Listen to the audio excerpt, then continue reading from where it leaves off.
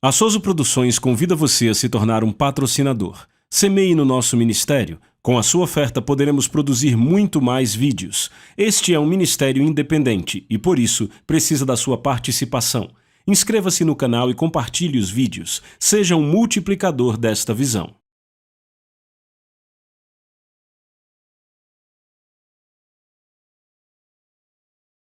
Os versículos usados nos vídeos que traduzimos nem sempre correspondem a versões em português. Muitas vezes precisamos traduzir do original em inglês para fazerem sentido no contexto do vídeo.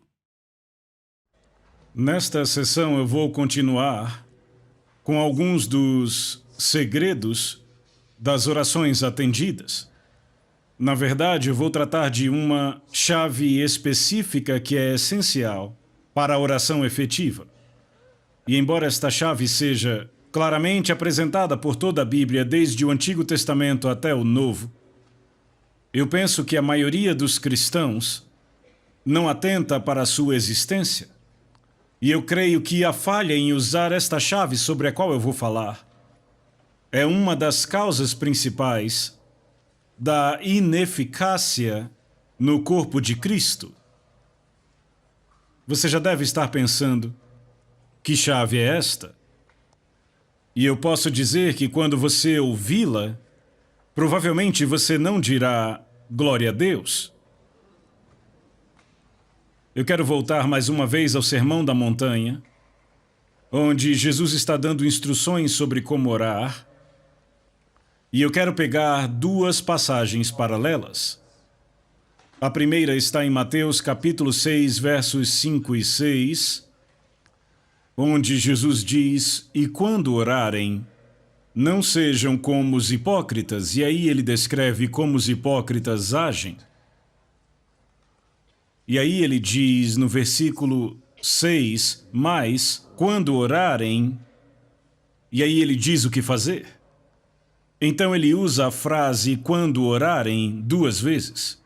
Da primeira vez, ele começa com uma negativa: não orem como os hipócritas. Mas ele não termina aí. Ele conclui com uma positiva: é assim que vocês devem orar. E na verdade nós dedicamos a nossa última sessão a analisar o padrão que ele nos deu. Mas agora eu quero avançar no mesmo capítulo 6 para os versículos 16 e 17. E aqui ele apresenta uma outra dimensão da oração. E ele diz: quando vocês jejuarem, não sejam como os hipócritas. Mas ele não para com a negativa. Muita gente acha que ele termina aí. Mas ele continua no versículo seguinte: mas quando vocês jejuarem. E aí ele nos diz como fazer isso de uma forma aceitável a Deus. Agora, eu acho que vocês percebem que há um paralelo bem próximo entre o que Jesus diz sobre orar e o que ele diz sobre jejum. Primeiro ele diz: quando vocês jejuarem. E aí ele diz: não façam desta forma, façam daquela. Agora, na minha opinião, a frase quando vocês orarem indica que Jesus espera que os discípulos dele atentem bem a isso. Quando vocês orarem, Jesus espera que os seus discípulos orem. Quantos aqui concordariam que essas palavras indicam que Jesus estava considerando que nós, os seus discípulos, oraríamos? Ele não diz se vocês orarem, ele diz quando vocês orarem. E eu imagino que a maioria de nós aqui concorda que o Senhor espera que nós, como cristãos, oremos regularmente. Não está certo?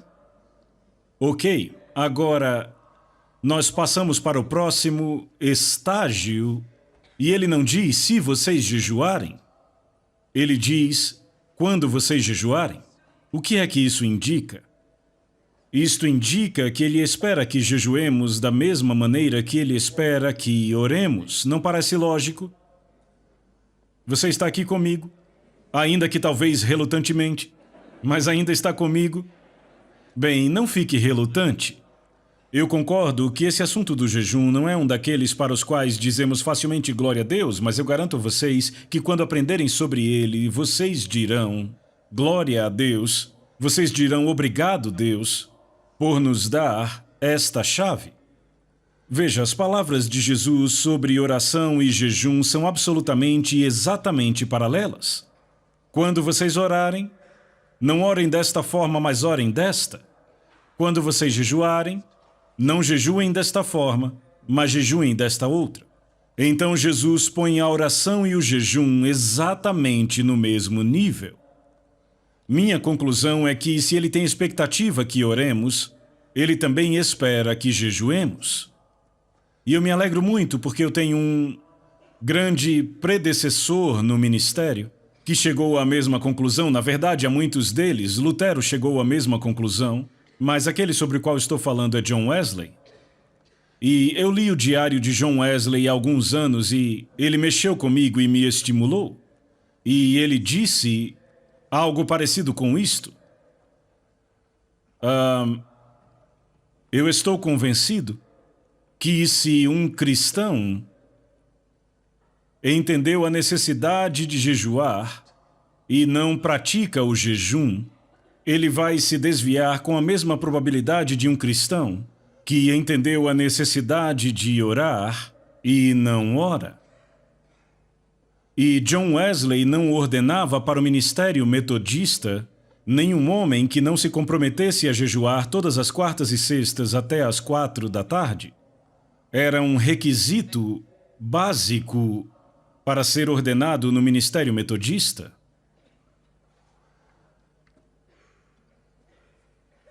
Você pode dizer, bem, qual é o propósito de jejuar? É só para tornar a vida mais difícil para mim? Para me negar o prazer?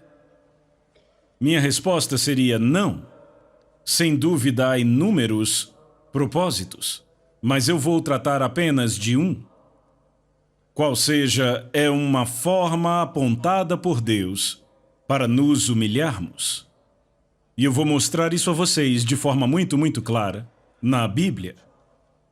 Veja, a maior e mais específica barreira para obtermos resposta às nossas orações é o orgulho. E qualquer coisa que possa retirar esta barreira do nosso caminho vai facilitar a resposta à nossa oração. Nesses últimos dias, Deus vem pessoalmente falando comigo sobre o terrível perigo do orgulho. E Ruth, a minha esposa, pegou um livrinho que ela tem, mas que, na verdade, não prestávamos muita atenção, de Andrew Murray, que é um dos pregadores da geração passada que continua alimentando o povo de Deus hoje.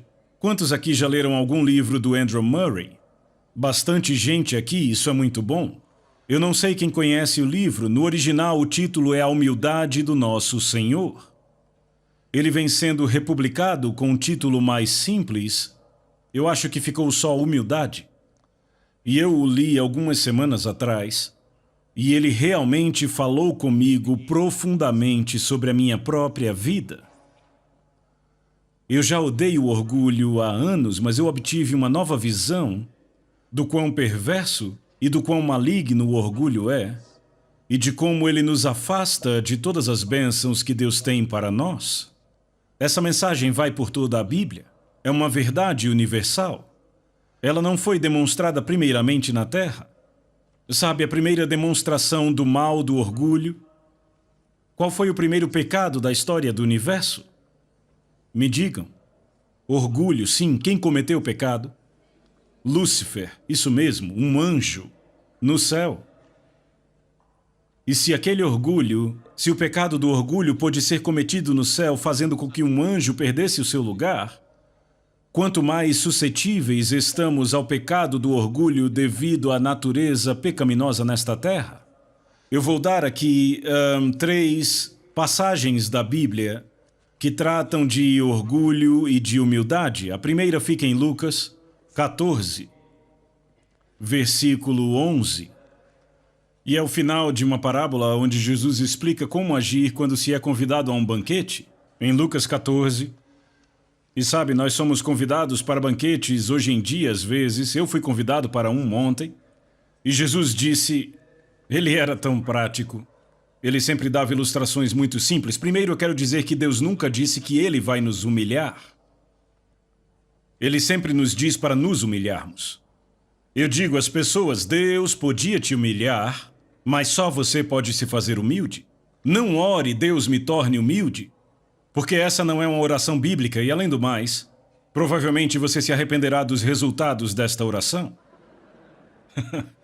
Algumas semanas ou meses depois, quando você se encontrar na situação mais humilhante e perguntar, Deus, como eu vim parar aqui? Bem, você orou. Você orou. Jesus diz, quando você for convidado para um banquete, não saiam correndo para pegar o melhor lugar, o lugar de honra. Porque você será envergonhado quando alguém chegar e disser, é o orador que senta aqui. Você arranje um lugar naquele canto ali. Jesus disse, quando chegarem, peguem o lugar mais inferior. Muito sábio, quando você está no fundo não tem mais lugar nenhum para ir, a não ser para cima. Não sei se vocês conhecem uma oração de um homem chamado John Bunyan. Eu trago isso há anos, ele diz, aquele que está embaixo não teme nenhuma queda. O que se humilha não teme nenhum orgulho. Aquele que é humilde sempre terá Deus como seu guia. Veja, quando você está no chão, está seguro. Não dá para ir mais para baixo? Muito raramente eu ministro em reuniões públicas grandes como esta, sem antes tomar meu lugar de rosto no chão, de joelhos, diante do Senhor. E eu digo a vocês, antes desses encontros, Ruth e eu ficamos assim por muito tempo. É ali que eu me sinto realmente seguro, lá no chão. Então Jesus disse no fim da parábola, se você não quer ser envergonhado, evite a situação. Não vá sentar na melhor mesa. Sente no lugar mais inferior e só terá um lugar para ir, para cima. E ele resume tudo nestas palavras, em Lucas 14:11. Pois todo aquele que se exalta será humilhado, mas aquele que se humilha será exaltado. Isto é universal. Ou seja, se aplica no universo, aplica-se no céu e se aplica na terra. A grande demonstração dessa verdade está em Lúcifer e em Jesus. Lúcifer foi um ser criado por Deus, mas ele buscou a igualdade com Deus, escorregou e caiu. Jesus tinha igualdade com Deus, ele se humilhou até mesmo à morte, morte de cruz. E a Bíblia diz que Deus o exaltou grandemente. Diz em Filipenses 2:9, desta forma, Deus o exaltou sobremaneira. Por que Deus o exaltou? Porque ele se humilhou, e todo aquele que se humilhar será exaltado. Eu posso prometer a vocês exaltação se vocês se humilharem. Não há nenhuma exceção. Eu tenho uma série de mensagens com este título, O Caminho para Cima, Fica Embaixo. Quanto mais para baixo você vai, mais você acaba em cima. Não há nenhuma exceção para isto. Mas eu quero falar sobre a humildade como uma condição essencial para uma oração eficaz. E eu quero pegar algumas declarações para provar isto. Vamos começar em Tiago capítulo 4, versículo 10 e mais duas passagens que leremos. Tiago 4:10. Humilhem-se diante do Senhor e Ele os exaltará. Notem que ele diz, humilhem-se, não diz ao Senhor para fazê-lo. É você que faz. Deus é que exalta se você se humilha. E uma passagem muito semelhante em 1 Pedro, capítulo 5, eu e Ruth proclamamos esta antes da mensagem passada. Verso 6, portanto, humilhem-se debaixo da poderosa mão de Deus para que ele em tempo oportuno os exalte. O verso anterior diz, Deus resiste aos soberbos, mas dá graça aos humildes.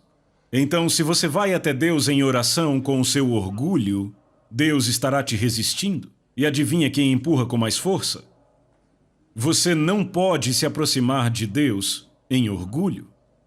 Lá em Salmos diz que o Senhor conhece os orgulhosos de longe, e ele os mantém longe. Não há acesso a Deus com orgulho. Então, qualquer coisa que nos permite nos humilharmos é uma bênção que não tem preço, mesmo que não seja muito agradável na hora. E uma das formas bíblicas apontadas para nos humilharmos é jejuando. E eu vou mostrar isso direto da Bíblia. Eu quero começar com uma declaração de Davi, uma declaração muito simples, em Salmo 35, versículo 13, onde ele diz: eu humilhava a minha alma com o jejum. Algumas traduções dizem eu afligia a minha alma, mas no original em hebraico é eu humilhava a minha alma. Por que você precisa humilhar a sua alma? Bem, a sua alma é a parte arrogante em você. É a parte autocentrada, é a parte egoísta. Sua alma tem 3 funções principais: a vontade, o intelecto e as emoções. E ela expressa isso nas seguintes frases: eu quero, eu acho, eu sinto. E Deus diz que o que você quer não é importante, o que você pensa não é importante, o que você sente não é importante. O que é importante é a minha vontade. E se você quer se alinhar à minha vontade, você tem que tratar a sua alma. E uma forma de tratar a sua alma é humilhar a sua alma com o jejum. Eu lembro que há alguns anos eu preguei uma mensagem assim, em Washington, D.C., e lá havia um advogado cristão. Ele entendeu a mensagem e disse: amanhã eu vou fazer isto. Então amanhã vou jejuar. E ele fez, e ele teve um dia miserável. Toda vez que ele passava por um restaurante, sentia o cheiro da comida. Quando passava por uma confeitaria, ele parava, olhava para a vitrine. Foi um dia miserável. Então, ao final do dia, ele deu uma lição ao seu estômago. Ele disse: ei, estômago, você me causou muitos problemas hoje. Você me trouxe vários desconfortos desnecessários. Então, por isso, eu vou te punir. Eu vou jejuar amanhã também. Veja, isto é humilhar a sua alma, é trazê-la à sujeição. Deixa eu dizer isto. O estômago é um maravilhoso servo, mas é um mestre terrível. Quem é o mestre em sua vida? Você ou seu estômago? Boa pergunta. É uma pergunta que todos temos que fazer. Acredite, pessoas no ministério não estão isentas desta pergunta. Eu já lutei batalhas contra meu estômago várias vezes. Mas quando obtive a vitória, eu fui abençoado. Nem sempre imediatamente, nem sempre dramaticamente, mas de um jeito ou de outro, eu recebi a bênção de Deus. E aí, se eu me torno arrogante, a bênção de Deus se afasta. E eu digo: Deus, o que acontece? E ele gentilmente indica de uma forma ou de outra: você se tornou orgulhoso e autocentrado de novo, quis do seu jeito. Você está deixando sua vontade e sua alma falarem. Ela tem que ser trazida à sujeição à minha vontade, à minha palavra e ao meu jeito. Então vamos ver alguns exemplos, na verdade apenas 2. Vamos ver o dia da expiação. Em Levítico capítulo 16, versos de 29 a 31. Levítico capítulo 16, versículos de 29 a 31. Veja, este é um capítulo bem longo e são as ordenanças para o dia da expiação, que o povo judeu chama de Yom Kippur. E este é o dia mais sagrado do calendário judaico até hoje. E ele descreve a maneira como Deus ordena o sacrifício pelo perdão dos pecados de Israel. E tudo dependia daquele sacrifício, todo o futuro e destino daquela nação dependia do sacrifício. Mas no meio da descrição do sacrifício, Deus também requer uma resposta do seu povo. E a resposta que ele requer é que eles afligiriam suas almas. Esta é a tradução comum. Mas a palavra traduzida como afligir é mais frequentemente encontrada como humilhar. Então Deus requer que o seu povo humilhe suas almas. E esta é uma verdade muito significante. O sacrifício era algo que eles não conseguiam organizar. estava fora da capacidade deles de prover, vinha inteiramente da graça de Deus, mas eles não podiam se beneficiar do sacrifício, a não ser que atendessem às condições de Deus e humilhassem suas almas. E também serve para nós cristãos. O sacrifício de Jesus na cruz é completo, perfeito, não podemos adicionar nada a ele, não podemos tirar nada dele, mas se queremos nos beneficiarmos dele, temos que atender às condições de Deus, assim como foi com Israel. E esta foi a condição que Deus determinou. Versos 29 em diante de Levítico 16. Isso vos será por estatuto perpétuo. No 7º mês, aos 10 dias do mês, afligireis a vossa alma, e nenhuma obra fareis, nem o natural, nem o estrangeiro que peregrina entre vós.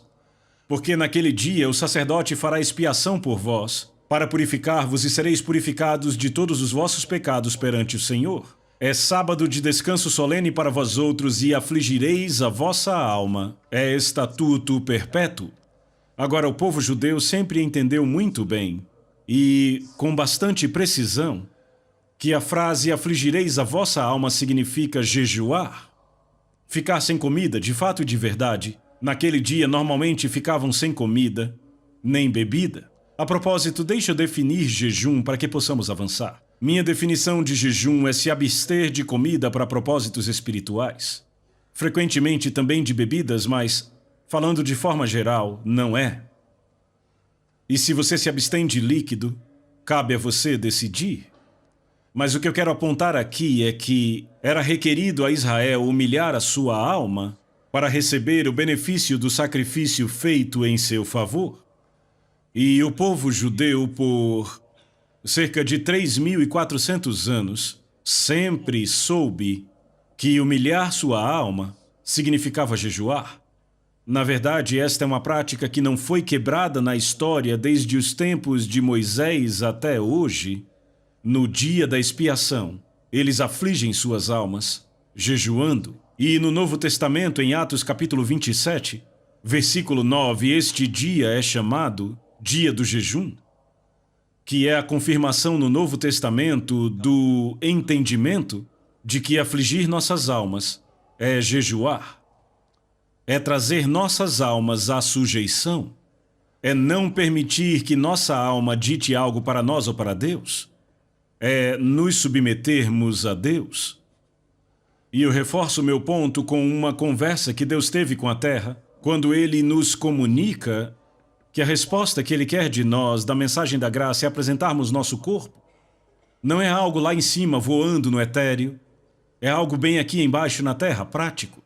E quando Deus diz, eu quero que vocês se humilhem em uma forma, e de jeito nenhum é a única forma, uma forma, é jejuando. E então lemos a respeito do retorno dos exilados, depois do cativeiro da Babilônia, em Esdras capítulo 8. Esdras recebeu a tarefa de liderar um grupo de exilados da Babilônia até Jerusalém. Era uma jornada de 4 meses. Naqueles dias, e tinham que passar por um território onde havia bandidos, ladrões e inimigos de Israel. E Esdras tinha consigo não apenas mulheres e crianças, como também os mais preciosos vasos do templo para levar de volta. A questão era como ele conseguiria uma passagem segura. E aqui está a solução de Esdras. Vamos ler em Esdras 8, começando do versículo 21.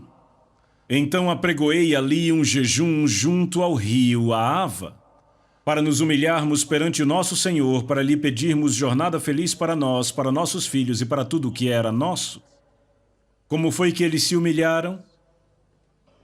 Apregoaram um jejum, veja, era um jejum público para todo o povo de Deus.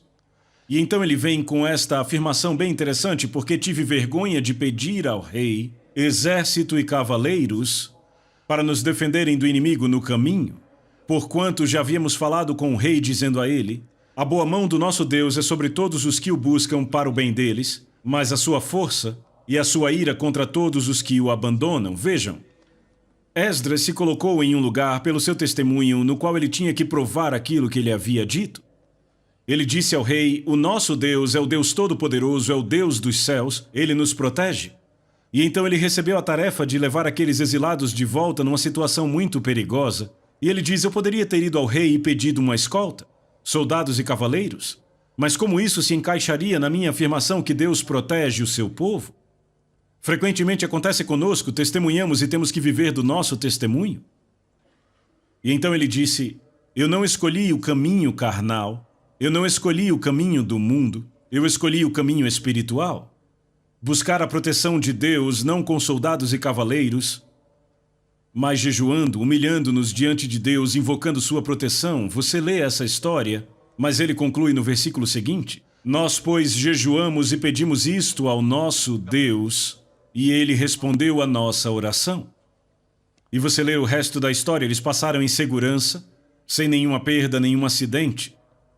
E em muitas situações, somos confrontados com duas alternativas: tomaremos o caminho carnal ou tomaremos o caminho espiritual.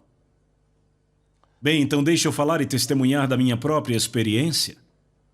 Por haver me tornado o pai adotivo de uma grande família numa situação muito difícil e termos que nos mudar de país para país, de lugar para lugar, eu posso dizer que a minha primeira esposa, Lídia, e eu seguimos o exemplo de Esdras.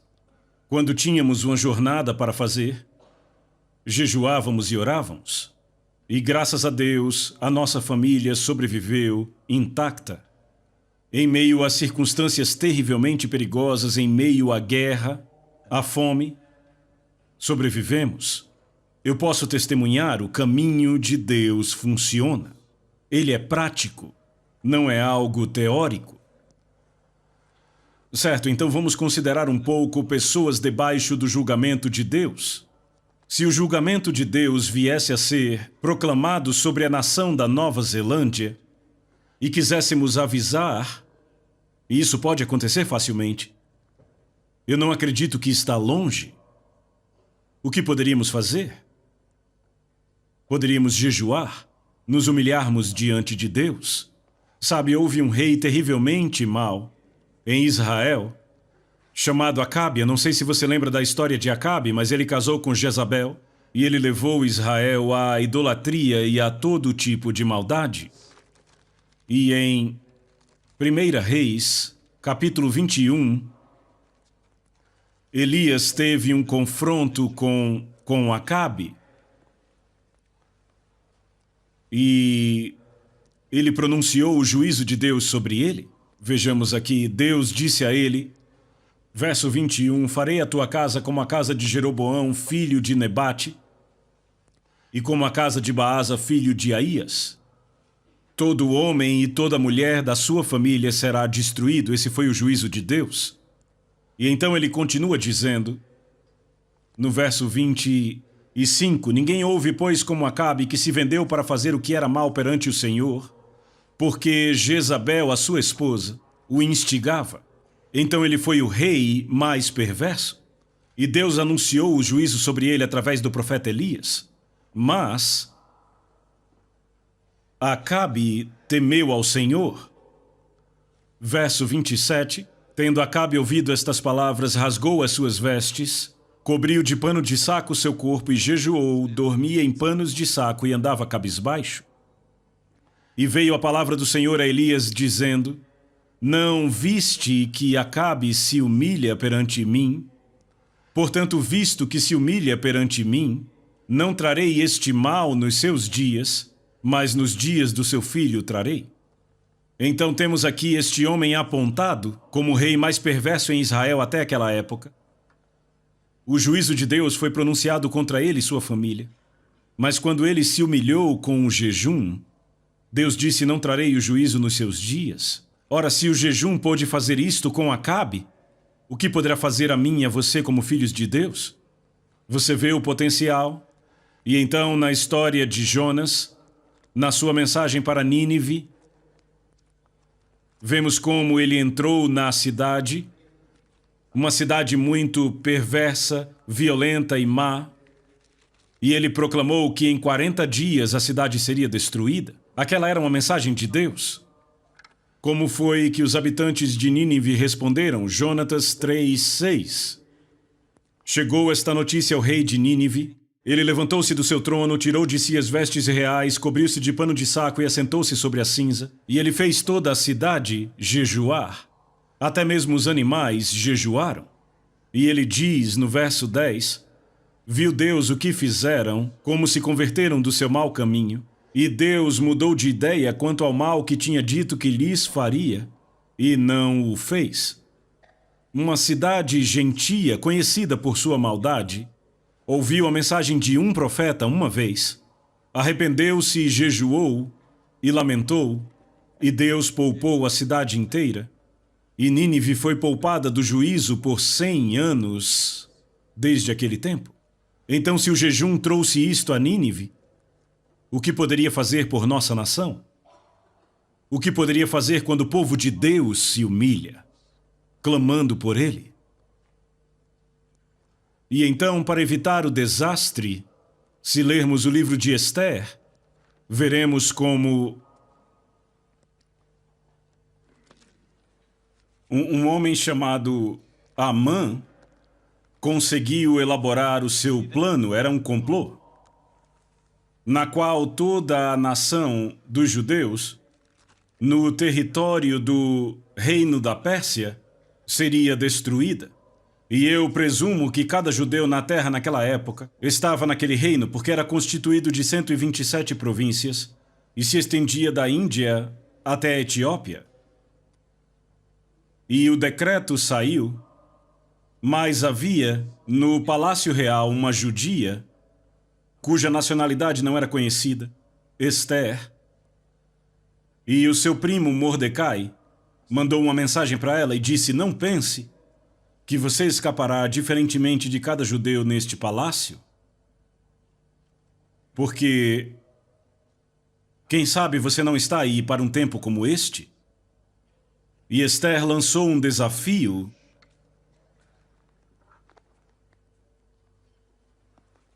e ela disse: vai e reúna todos os judeus que estiverem em Suzã e jejuem por mim.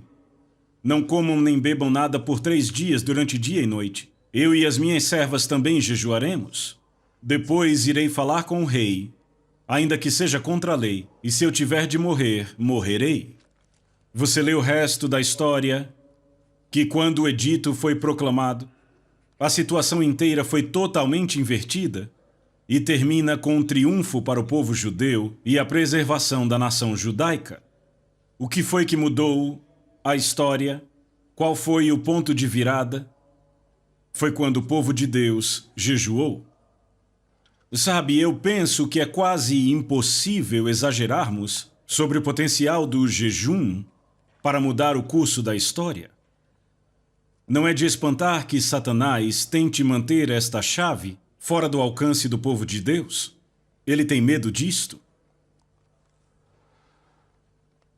Agora, há também muitos exemplos no Novo Testamento sobre jejum, e eu quero falar apenas de 2 exemplos. Um que eu chamo de jejum individual e o outro jejum coletivo. E no ministério de Paulo, em 2 Coríntios, capítulo 6, ele dá uma lista das maneiras como ele aprovou a si mesmo como ministro de Cristo. 2 Coríntios 6, versículos 4 e 5. Pelo contrário, em tudo, recomendamos a nós mesmos como ministros de Deus. E então ele lista várias maneiras que o recomendaram como ministro de Deus. E ele diz assim: na muita paciência, nas aflições, nas privações, nas angústias, nos açoites, nas prisões, nos tumultos, nos trabalhos, nas vigílias, nos jejuns. Então Paulo está dizendo que uma das formas como ele provou que ele era ministro de Deus foi jejuando. E então na mesma carta, capítulo 11, versos 23 e 27, ele traz uma lista similar àquela. Ele diz: são ministros de Cristo falo como fora de mim eu ainda mais. E então ele dá uma lista completa de maneiras de como ele foi um ministro de Cristo. E no verso 27, ele continua a lista: em trabalhos e fadigas, em vigílias muitas vezes, em fome e sede, em jejuns muitas vezes, em frio e nudez. Então ele diz: jejuei muitas vezes. E note que na fala dele, fome e sede são uma coisa e jejum é outra. Fome e sede é quando você não come porque não tem o que comer ou beber. Jejum é quando você pode comer, mas você nega. Esta foi uma das formas como Paulo provou a si mesmo como sendo ministro de Cristo. E eu acredito que os ministros de Cristo deviam provar a si mesmos desta forma hoje. Eu falei sobre minha própria experiência, mas só mencionei isto. Afinal, não há vantagem nenhuma em pregar sobre isto se você não pratica. Quando eu fui salvo, eu já tinha sido um cristão no nome, mas eu desisti do cristianismo, dei as costas para a igreja. Eu estava procurando por respostas para os meus problemas em outros lugares. Mas quando eu fui salvo e batizado no Espírito Santo, eu nem sequer entendi o que me aconteceu. Eu tive que ler o Novo Testamento para entender o que tinha acontecido comigo. Mas uma coisa, eu acho que no intervalo de um mês, que ficou muito clara para mim, foi que Deus me disse que eu deveria jejuar toda quarta. Eu não havia lido o Diário de Wesley naquela época. Ninguém pregou um sermão para mim, eu não sabia nem onde encontrar sobre jejum na Bíblia. Mas eu simplesmente tinha essa convicção por dentro de que eu deveria jejuar toda quarta. E pelos 4, 5 anos seguintes, até o fim da Segunda Guerra Mundial, toda quarta-feira, eu jejuei. Eu estava no deserto, num caminhão com 10 outros soldados, e fomos jogados ali. Sabe quando você está num deserto e existe uma sombra, você tem que ficar ali, quer você queira ou não? E eu fiquei com aqueles soldados. Sabe, nós estávamos no Egito e os muçulmanos tinham um mês que chamavam de Ramadã, você conhece? Quando eles não comem, pelo menos não comem de manhã, eles comem bastante à noite. Eles compensam à noite o que eles não comem de dia. Os outros soldados diziam que era minha quarta Ramadã, porque não dá para jejuar em segredo quando se está vivendo com as pessoas ao redor o tempo todo, você nunca se livra delas. E eu digo que eu nunca teria feito o progresso que eu fiz se Deus não tivesse me mostrado esta chave. Houve um tempo no Quênia onde realizei um trabalho educacional que eu dizia que eu estava muito ocupado para jejuar. Tinha muita coisa para fazer. Então, por algumas semanas eu não jejuei e o resultado foi desastroso. E daí eu decidi que eu nunca poderia estar ocupado demais para jejuar. Eu estou falando de algo que eu experimentei, vocês entendem? Eu creio apaixonadamente no que eu estou falando. Vamos falar de jejum coletivo no Novo Testamento? Apenas 2 exemplos no livro de Atos. Atos, capítulo 13. Um dos momentos mais significantes na história do livro de Atos. As pessoas chamam isso de o princípio do programa missionário. Na verdade, a palavra missionário não vem do Novo Testamento. A palavra do Novo Testamento é apostólico. E este foi o primeiro envio de apóstolos registrado no livro de Atos. E aconteceu na cidade de Antioquia. Atos 13, versos de 1 a 4 diz assim: havia na igreja de Antioquia profetas e mestres, Barnabé, Simeão, Lúcio, Manaém e Saulo, que mais tarde tornou-se Paulo. Então havia 5 homens que eram reconhecidos como profetas e mestres. O versículo seguinte diz: e servindo eles ao Senhor e jejuando. Como eles ministravam ao Senhor? Jejuando. Apenas deixando de lado qualquer outra atividade, ficando na presença de Deus, esperando que Ele falasse. A Nova Versão Internacional diz enquanto adoravam ao Senhor e jejuavam. Este é um dos pontos mais cruciais na história da igreja. Como isto aconteceu? Será que eles sentaram para pensar num plano? Ou trabalharam num sistema? Não. Eles deixaram de lado todos os seus esforços e esperaram Deus falar. E a forma como se consagraram foi deixando de lado a comida. Quem sabe por quanto tempo, talvez um dia, 2 dias, eu não acredito que foi tão longo. Mas eles simplesmente tiraram um tempo desligados de qualquer ocupação e distração, a fim de ouvir de Deus. E Deus falou. Diz, e servindo eles ao Senhor e jejuando, disse o Espírito Santo, separai-me agora Barnabé e Saulo para a obra que os tenho chamado.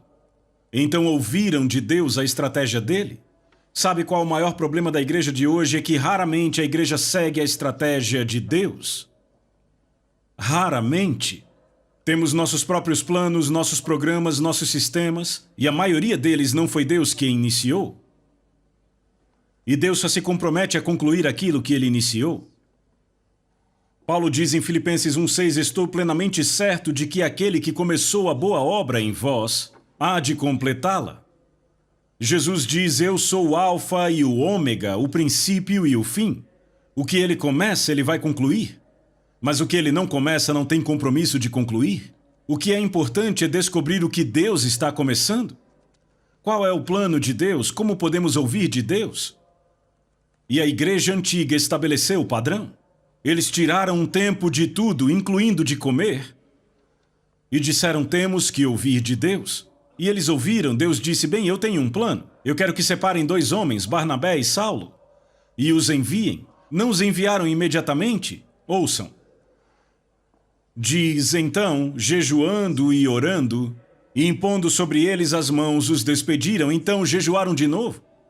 Da primeira vez jejuaram para saber a vontade de Deus, da segunda vez jejuaram para comprometer aqueles homens a cumprir a vontade de Deus. E o versículo seguinte diz, enviados, pois, pelo Espírito Santo.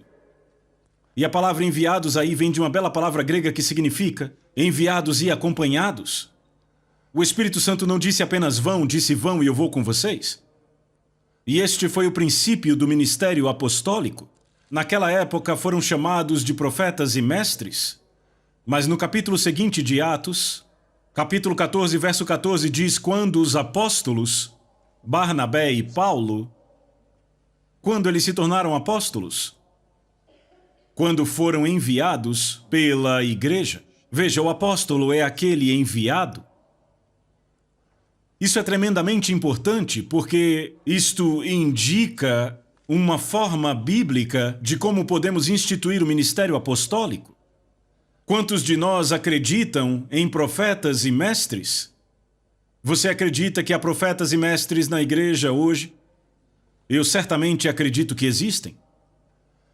Se profetas e mestres esperaram por Deus jejuando e buscando, isto abre um padrão, uma forma bíblica de Deus enviar apóstolos.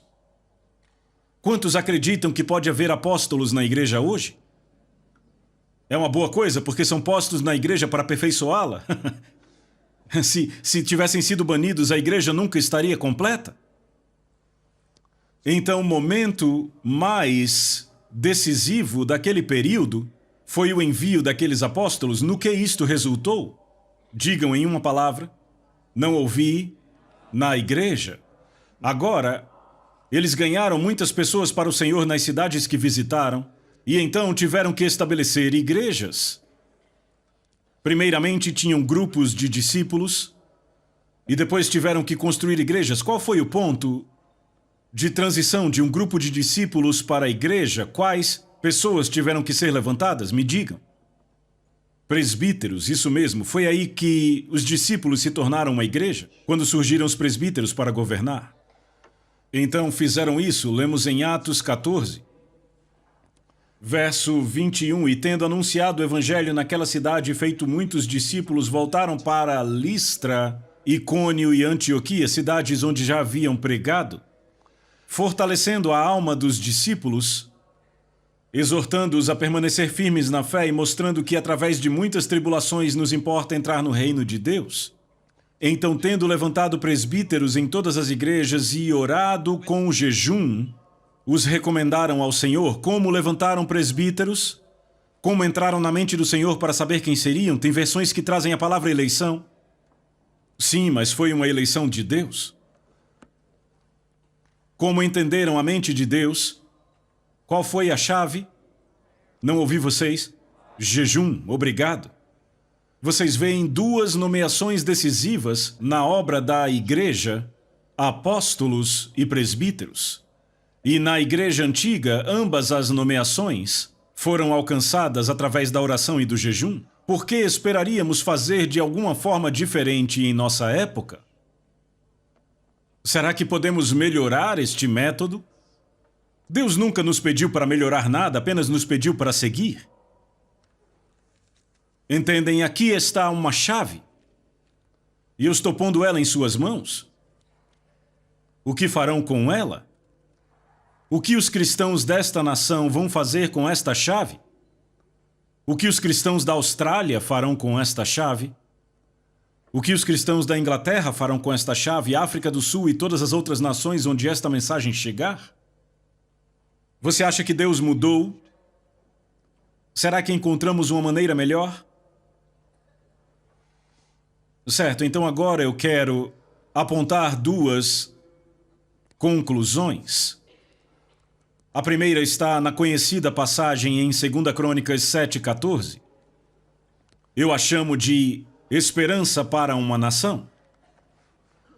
Esperança para uma nação. Quantos sabem o que 2 Crônicas 7:4 diz? Muitos, graças a Deus.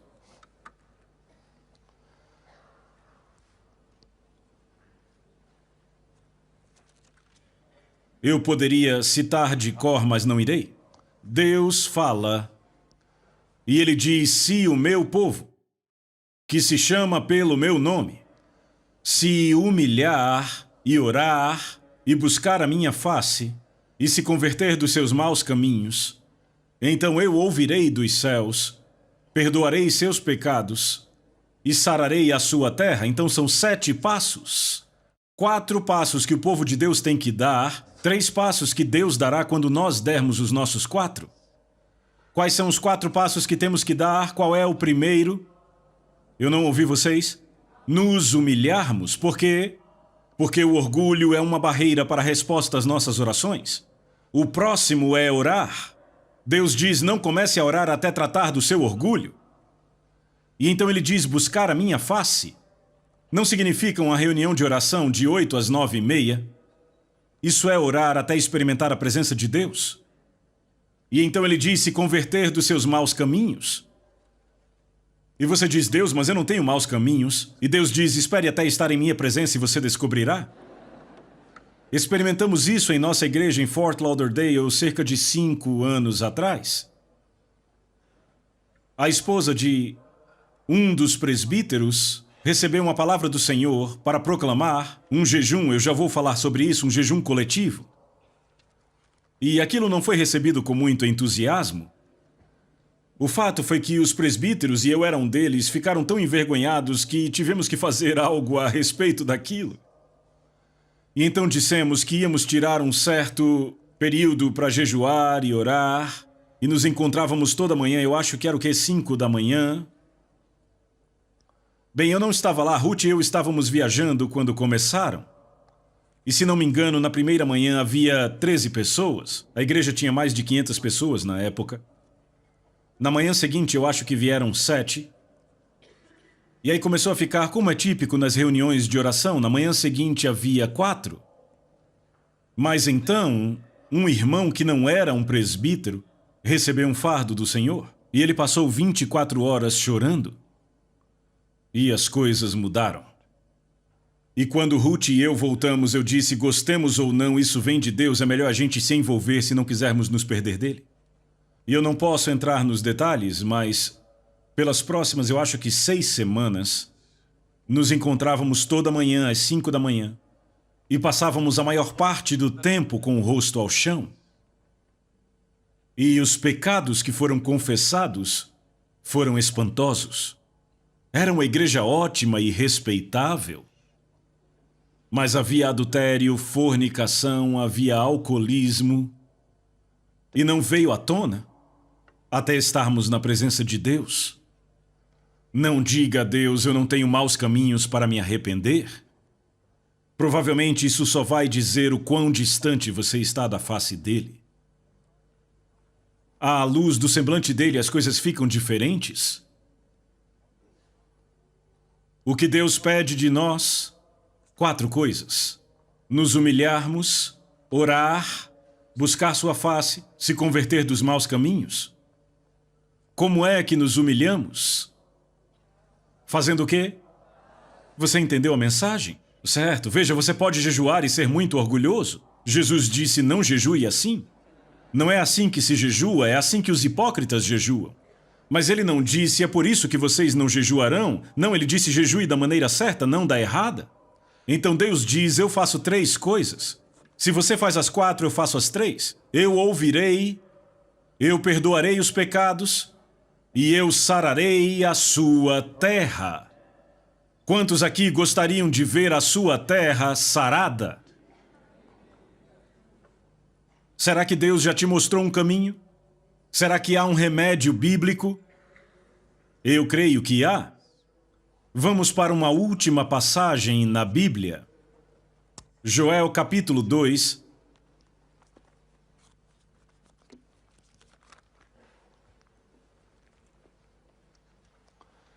Esta é a passagem de onde as pessoas tiraram a expressão o jejum de Joel. Joel 2,15. Tocai a trombeta em Sião, promulgai um santo jejum, proclamai a assembleia solene, congregai o povo, santificai a congregação, ajuntai os anciãos, os filhinhos e os que mamam. É interessante, naquela época tínhamos crianças de colo e crianças maiores nos encontros. Quase toda manhã lá estavam elas e elas pareciam incomodadas e desapontadas quando seus pais não as acordavam para a oração. Sabe, era um exemplo vivo disso. Vamos continuar. Saia o noivo da sua recâmara e a noiva do seu aposento. Chorem os sacerdotes, ministros do Senhor, entre o pórtico e o altar, e orem. Que digam, poupa o teu povo, ó Senhor, e não entregues a tua herança ao opróbio. Para que as nações façam escárnio dele, porque hão de dizer entre os povos onde está o seu Deus.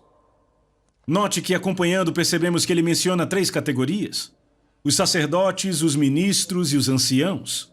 E aqui está a responsabilidade da liderança na igreja de dar o exemplo, de tomar a dianteira. Sabe quem são os líderes? As pessoas que vão na frente. Às vezes os ministros estão liderando de trás. Isto não é liderança. Jesus, no jardim do Getsêmani, levou seus discípulos consigo e então tomou 3. E eles pararam e diz que ele foi um pouco mais adiante. Isto é liderança? É ir um pouco mais adiante? Uma vez ouvi um pastor dizer, eu tenho que correr para alcançar o meu povo. Isso não é liderança. Aqui está a responsabilidade da liderança. Agora, ouçam a última declaração, onde no mesmo capítulo, versículo 28, e acontecerá depois que derramarei o meu espírito sobre toda a carne. Vossos filhos e vossas filhas profetizarão, vossos velhos sonharão e vossos jovens terão visões. Ele diz depois do quê? Depois do quê? Depois que o povo de Deus atendeu às condições dele. Agora eu sei que Pedro, citando isso no dia de Pentecostes, disse, acontecerá aqui nos últimos dias. Mas aquele não era um cumprimento total, era um cumprimento antecipado, e é muito significante porque, naquela passagem em Atos 2, Pedro cita o Senhor dizendo, derramarei do meu espírito. Algo do meu espírito, e aquilo começou no dia de Pentecostes. Mas nesta passagem Deus diz, eu derramarei o meu espírito, não do meu espírito, mas eu liberarei o meu espírito na terra. Sobre toda a carne. Irmãos e irmãs, ainda não vimos isto, vimos apenas um pouco salpicado. Há mais de 1 bilhão de muçulmanos na Terra que nunca foram tocados pelo Espírito de Deus. Como os alcançaremos? O que libertará o Espírito de Deus? Eu digo a vocês, se vocês já lidaram com o Islã, é uma fortaleza impenetrável para uma aproximação natural. Você tem que ir pelos meios espirituais. Qual é o programa de Deus? Convoquem um jejum, santifiquem a assembleia. Que os anciãos, os sacerdotes e os ministros mostrem o exemplo. E Deus diz, no meu tempo, quando atenderem minhas condições, eu vou derramar o meu espírito sobre toda a carne. Eu creio que esta é a solução, e eu não acredito que haja outra. E eu creio que Deus nos mostrou na Bíblia o caminho. Vamos curvar as nossas cabeças diante do Senhor, peça a Deus. Eu quero que você pergunte a Deus se tudo isso que foi dito vem da parte dele. Ruth e eu estivemos recentemente com Dave e Del Garrett no Havaí, são amigos próximos nossos. E Dave graciosamente orou por estes encontros que estamos tendo aqui. E eles disseram que perceberam que Deus estava para falar alto na Nova Zelândia. Eu creio que esta é a mensagem de Deus para a Nova Zelândia e para o mundo. Vamos derramar os nossos corações por um momento diante do Senhor. A Soso Produções convida você a se tornar um patrocinador. Semeie no nosso ministério. Com a sua oferta poderemos produzir muito mais vídeos. Este é um ministério independente e, por isso, precisa da sua participação. Inscreva-se no canal e compartilhe os vídeos. Seja um multiplicador desta visão.